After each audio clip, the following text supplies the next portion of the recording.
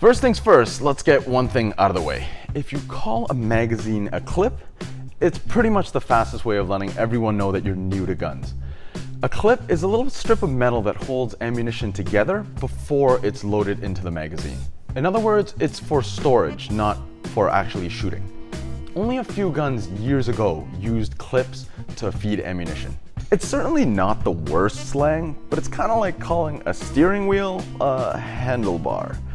It's not wrong, but yeah.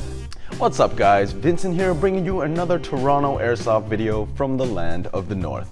This time we're making a quick guide video on the different types of magazines available and which one is right for your playstyle.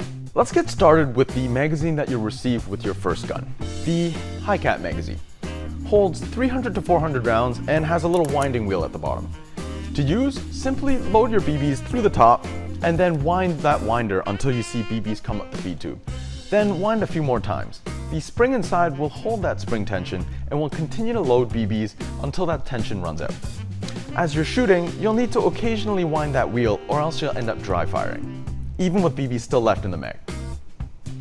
High caps are great to include with a first rifle because you don't need a speed loader and it'll hold enough BBs to get you through that first match.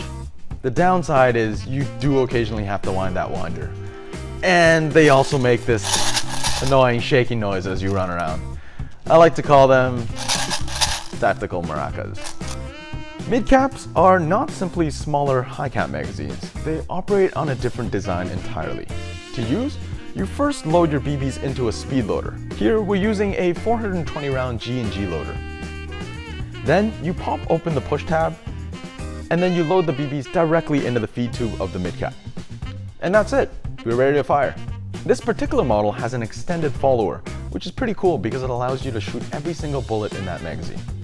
You never have to wind a winder, and there's no annoying shaking noise as you run around. For this reason, many players, especially the Milsim crowd, prefer to run mid-caps.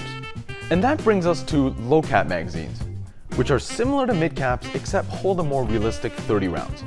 Now, a lot of people wonder why anyone would bother getting a low cap when you can simply short load a mid cap magazine.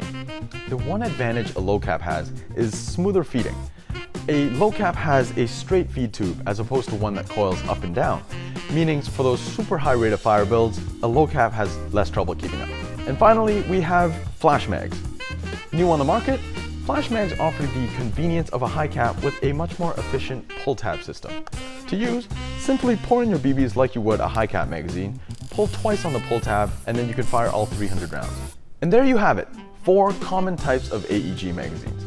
If I managed to convert even a few players out there to running mid-caps, I'd call it a win. As always, thanks for watching, subscribe for more content, and let us know in the comments down below what you want to see in future guide videos.